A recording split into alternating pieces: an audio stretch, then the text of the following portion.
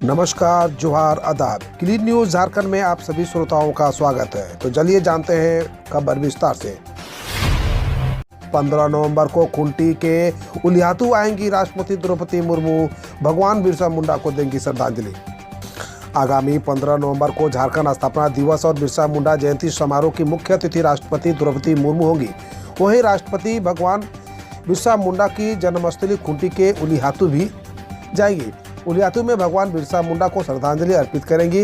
राष्ट्रपति बनने के बाद द्रौपदी मुर्मू का झारखंड का यह पहला कार्यक्रम होगा।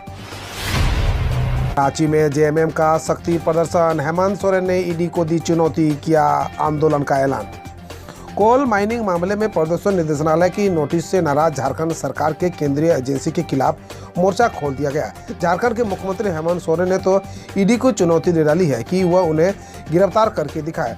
हेमंत सोरेन ने राजधानी रांची के कांके रोड स्थित मुख्यमंत्री आवास में झारखंड मुक्ति मोर्चा के कार्यकर्ताओं को संबोधित करते हुए कहा कि ईडी मुझे गिरफ्तार करके दिखाए। उन्होंने कहा, मैंने कौन सा गुनाह किया है? अगर मैंने कोई गलती की है तो पूछताछ क्यों करना चाहते हो? आओ मुझे गिरफ्तार कर लो। हेमंत सोरेन ने कहा कि उनकी सरकार गिराने की विपक्ष की कोशिश कामयाब नहीं होगी। उनकी सरकार अपना कार्यकाल पूरा करेगी क्योंकि उन्हें जनता का अपार जन समर्थन शामिल है। पलामू में पेट्रोल छिड़ककर विवाहिता को जिंदा जलाने का किया गया प्रयास, स्थिति गंभीर, सदर हॉस्पिटल कर दिया गया रेफर।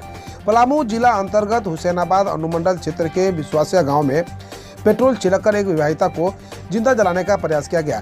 इस मामले में विवाहिता पूरी तरह से झुलस गई। गंभीर रूप से झुलसी पीड़िता को हुसैनाबाद अनुमंडलीय अस्पताल में भर्ती कराया गया, जहां चिकित्सकों ने प्राथमिक उपचार के बाद उसे बेहतर इलाज के लिए सदर अस्पताल मेदिनीनगर रेफर कर दिया गया है। इस मामले में 3 लोगों के खिलाफ मामला दर्ज किया गया है।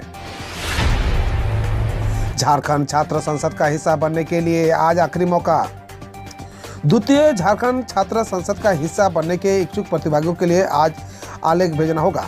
प्रतिभागियों के चयन 3 चरणों में किया जाएगा। पहले चरण में राज्य के प्रत्येक विश्वविद्यालय से 2-2 विद्यार्थी, जबकि राज्य विश्वविद्यालय से 2 अधिक विद्यार्थी को विश्वविद्यालय के नोडल पदाधिकारी के माध्यम से एंट्री दर्ज कराने की बात कही गई है। प्रतिभागियों को दिए गए 6 में से किसी एक विषय पर 5 से 7 शब्दों में आलेख भेजना है। सीबीएसई आर्यभट्ट गणित चैलेंज के लिए पंजीकरण शुरू, जाने कंपटीशन की डिटेल्स। केंद्रीय माध्यमिक शिक्षा बोर्ड की ओर से आर्यभट्ट गणित चैलेंज का आयोजन किया जा रहा है। इसके लिए रजिस्ट्रेशन की प्रक्रिया शुरू हो चुकी है। इस प्रतियोगिता का मुख्य उद्देश्य विद्यार्थियों के गणितीय कौशल और क्षमता की पहचान करना है। सीबीएसई से संबंधित स्कूल 15 नवंबर को शाम 5:30 बजे तक आवेदन कर सकते हैं। झारखंड में ईडी के खिलाफ सड़क के सदन तक आंदोलन करेगा सत्ता पक्ष। ईडी की ओर से सीएम को समन जारी किए जाने के बाद बुधवार की शाम में सीएम आवास में यूपीए विधायकों की बैठक हुई। इसमें मुख्यमंत्री हेमंत सोरेन ने ईडी की ओर से भेजे गए समन की जानकारी दी। इसके बाद ईडी के खिलाफ सड़क से सदन तक आंदोलन करने का निर्णय लिया गया। इससे तहत 5 नवंबर को सभी जिला मुख्यालय में धरना प्रदर्शन किया जाएगा। झारखंड में बदलते मौसम में लोग हो रहे हैं बीमार, सेहत का रखें ख्याल। दिवाली के बाद से जिला में सुबह और शाम हल्की ठंडक महसूस होने लगी है। बदल रहे मौसम के साथ सर्दी, जुकाम और खांसी के मरीजों को भी इजाफा होने लगा है। बुधवार की सुबह से ही आसमान में बादल छाए रहे हैं। चल रही हवाओं ने ठंडक का एहसास कराया। घर घर में लोग बीमार पड़ रहे हैं। मौसम विभाग की माने तो बुधवार को अधिकतम तापमान जहां 30 डिग्री रहा, न्यूनतम तापमान 18 डिग्री रिकॉर्ड किया गया। बादल छटने के बाद तापमान में गिरावट के आसार हैं।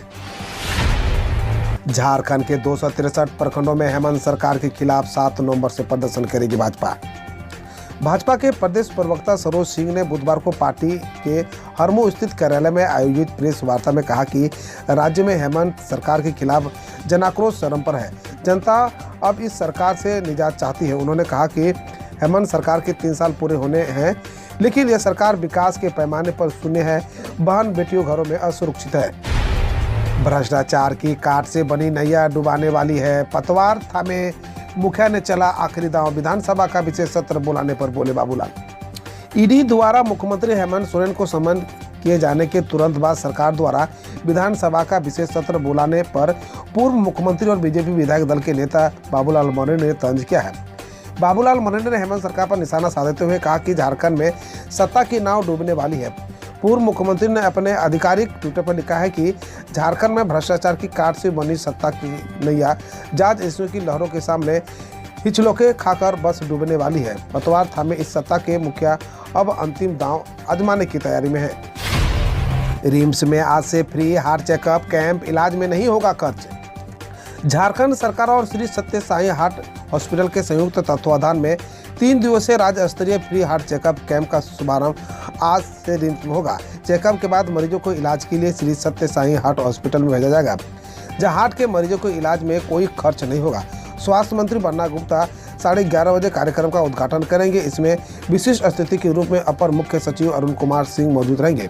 इसके अलावा श्री सत्य साई हार्ट हॉस्पिटल के managing director Manoj Bhiwani, RIMS के निदेशक डॉक्टर कामेश्वर प्रसाद, राष्ट्रीय स्वास्थ्य मिशन के अपर अभियान निदेशक विद्यानंद शर्मा, पंकज निदेशक प्रमुख डॉक्टर कृष्ण कुमार, उपनिदेशक डॉक्टर बुका उरांव समेत स्वास्थ्य विभाग के अधिकारी और कर्मचारी मौजूद रहेंगे।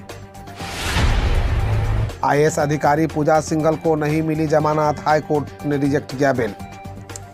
मनरेगा की योजनाओं में घोटाले के जरिए अवैध कमाई और मनी लॉन्ड्रिंग मामले में निलंबित आईएएस अधिकारी पूजा सिंघल को गुरुवार को झारखंड हाईकोर्ट में बड़ा झटका लगा। हाईकोर्ट ने उनके द्वारा दाखिल जमानत याचिका खारिज कर दी। हाईकोर्ट के न्यायाधीश जस्टिस राजेश कुमार की अदालत ने सभी पक्षों को सुनने के बाद पूजा सिंघल को जमानत देने से इनकार कर दिया। पूजा सिंघल ने स्वास्थ्य कारणों का हवाला देते हुए जमानत देने की गुहार लगाई थी। पूजा सिंघल को जमानत के लिए अभी और इंतजार करना होगा। हेमंत की चुनौती, समन क्यों भेजते हो? गुनाह किया है तो सीधा गिरफ्तार करो। ईडी के समन पर झारखंड के मुख्यमंत्री हेमंत सोरेन ने सीधी चुनौती दी है। उन्होंने कहा, अगर हमने कोई गुनाह किया है तो समन क्यों भेजते हो, पूछताछ क्यों करते हो, हमें सीधा गिरफ्तार करके दिखाओ। सोरेन ने अपने आवास के बाहर इकट्ठा हुए झामुमो के 1000 कार्यकर्ताओं को संबोधित करते हुए आक्रामक अंदाज से बातें कही। गंगा नदी में मालवाहक जहाज परिचालन की अनुमति नहीं देने से संबंधित मामले पर 28 नवंबर को होगी सुनवाई। गंगा नदी में मालवाहक जहाज परिचालन की अनुमति नहीं देने से संबंधित प्रकाश चंद्र यादव की याचिका पर 28 नवंबर को झारखंड हाईकोर्ट में सुनवाई होगी। कोर्ट ने साहिबगंज डीसी को उपस्थित से छूट प्रदान की। सुनवाई के दौरान कोर्ट ने कटिहार डीएम को आदेश का अनुपालन करने के लिए 2 सप्ताह का समय दिया। हरियाणा में 5 व 6 नवंबर को सीटेट परीक्षार्थियों को मिलेगी मुफ्त बस सेवा की सुविधा। हरियाणा सरकार ने बताया कि 5 व 6 नवंबर को होने वाली हरियाणा कर्मचारी चयन आयोग की सामान्य पात्रता परीक्षा के परीक्षार्थियों को परीक्षा केंद्रों पर पहुंचाने और वापसी के लिए मुफ्त बस सेवा उपलब्ध कराई जाएगी। वहीं महिला परीक्षार्थियों के साथ परिवार के एक सदस्य को भी मुफ्त यात्रा की सुविधा प्रदान की जाएगी। यूपी, बिहार व हरियाणा समेत 6 राज्यों में विधानसभा उपचुनाव के लिए शुरू हुआ मतदान। 6 राज्यों की 7 विधानसभा सीटों पर उपचुनाव के लिए गुरुवार सुबह मतदान शुरू हो गया था। बिहार में मोकामा और गोपालगंज, उत्तर प्रदेश में गोला गोवर्धन, हरियाणा में आदमपुर, महाराष्ट्र में अंधेरी पूर्व, ओडिशा में धामनगर और तेलंगाना में मुनुगोडू सीट पर मतदान हुआ। वहीं इन सभी सीटों पर रविवार को मतगणना होगी। पीएम मोदी बोले, मुद्रा योजना के तहत सरकार द्वारा अब तक 20 लाख करोड़ रुपए ऋण बांटे गए। प्रधानमंत्री नरेंद्र मोदी ने गुरुवार को कहा कि युवाओं को स्वरोजगार के अवसर मुहैया कराने के लिए केंद्र की मुद्रा योजना के तहत अब तक 20 लाख करोड़ के रुपए बांटे गए हैं। उन्होंने कहा, सरकार द्वारा ग्रामीण इलाकों में सेल्फ हेल्प ग्रुप को भी बढ़ावा दिया जा रहा है। पिछले 8 वर्षों में 8 करोड़ महिलाएं सेल्फ हेल्प ग्रुप से जुड़ी है। पेट्रोल टैंकर में आग लगने के बाद हुए विस्फोट से मिजोरम में मरने वालों की संख्या बढ़कर हुई 4। मिजोरम के आइजोल में 29 अक्टूबर को एक पेट्रोल टैंकर में आग लगने के बाद विस्फोट होने की घटना में मरने वालों की संख्या 6 हो गई। भोपाल पुलिस हादसे में 4 लोगों की मौके पर ही मौत हो गई थी, जबकि 17 घायल हुए थे।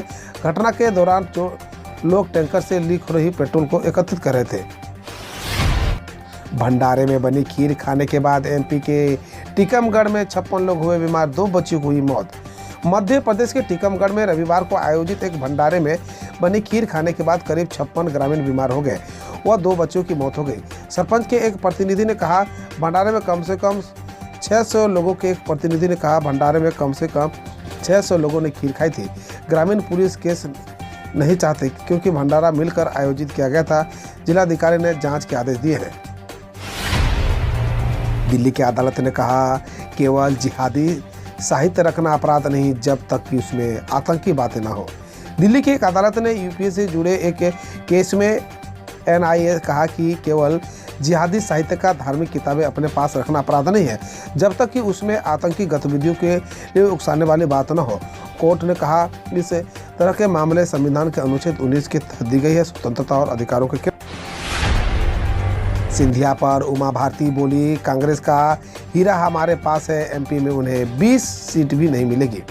मध्य प्रदेश के पूर्व मुख्यमंत्री और बीजेपी नेता उमा भारती ने कहा कि मध्य प्रदेश के चुनाव में अब की बार कांग्रेस की संख्या 20 सीटों से ज़्यादा नहीं हो पाएगी। उन्होंने कहा, कांग्रेस का एक हीरा तो जिसकी वजह से 2018 में सरकार बनाए थे, लेकिन आज वो हीरा ज्योतिरादित्य सिंधिया हमारे पास है, वहाँ सुपड़ा साफ हो गया।